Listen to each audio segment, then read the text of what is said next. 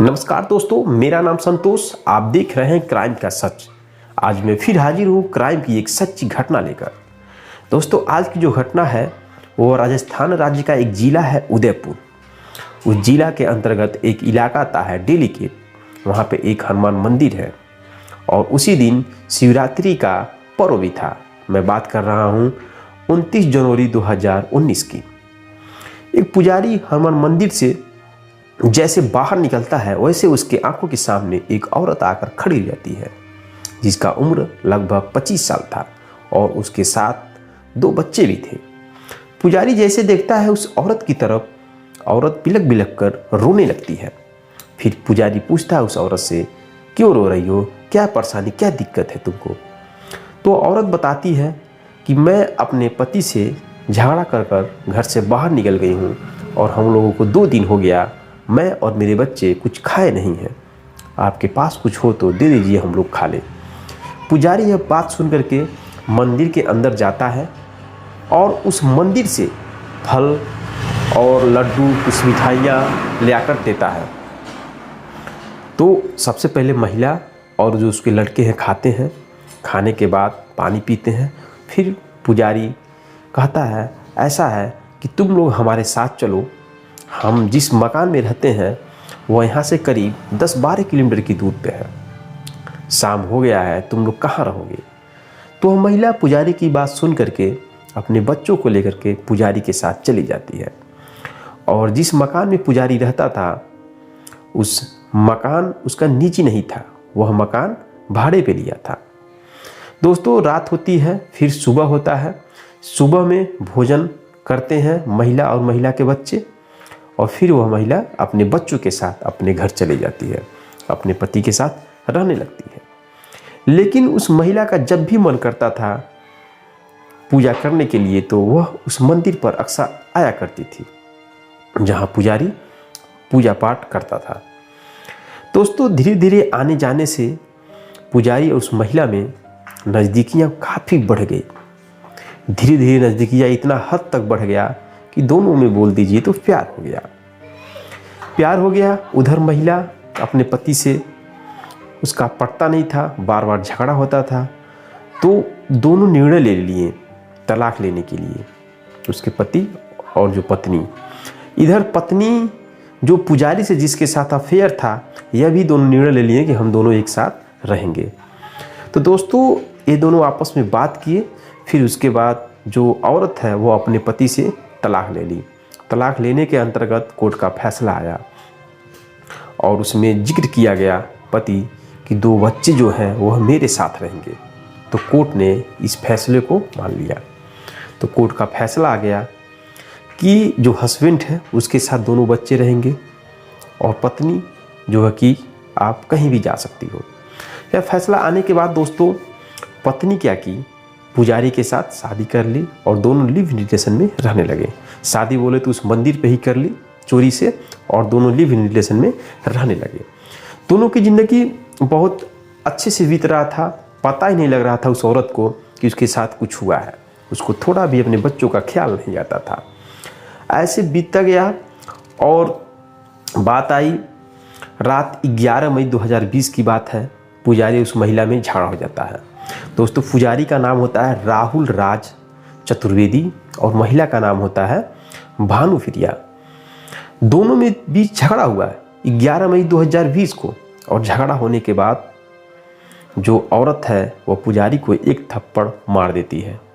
इसके बाद पुजारी भरना जाता है और गुस्सा के मारे उस महिला का गला दबा देता है।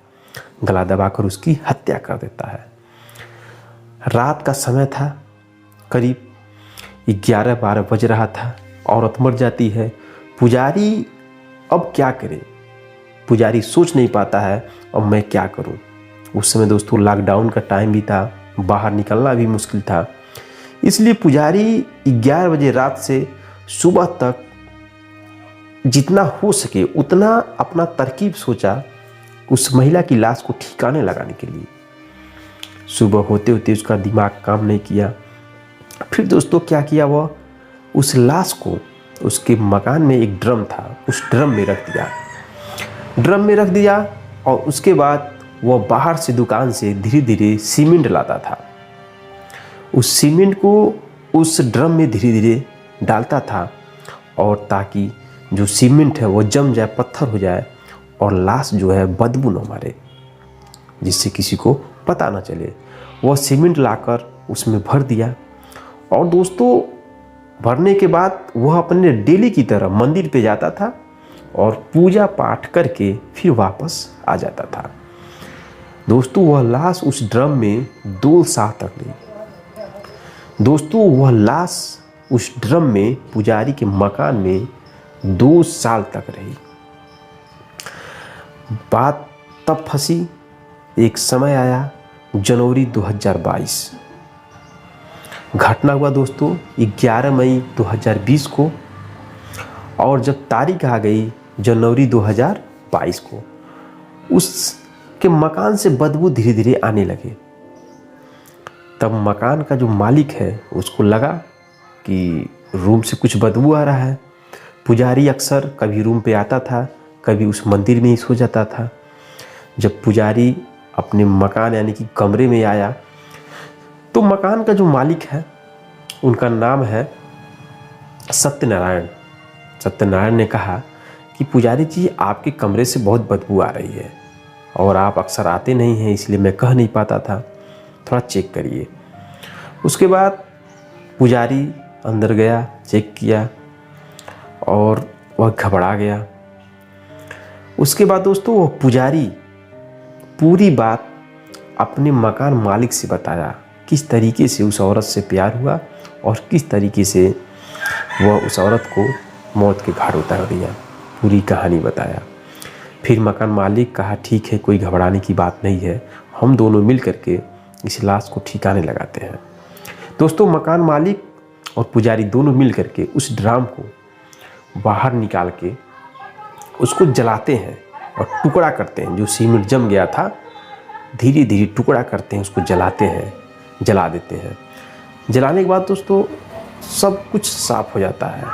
वह पुजारी नहीं पकड़ा जाता है, लेकिन कहा जाता है कि कानून के हाथ बहुत ही लंबे होते हैं, आप जुर्म करके बच नहीं सकते।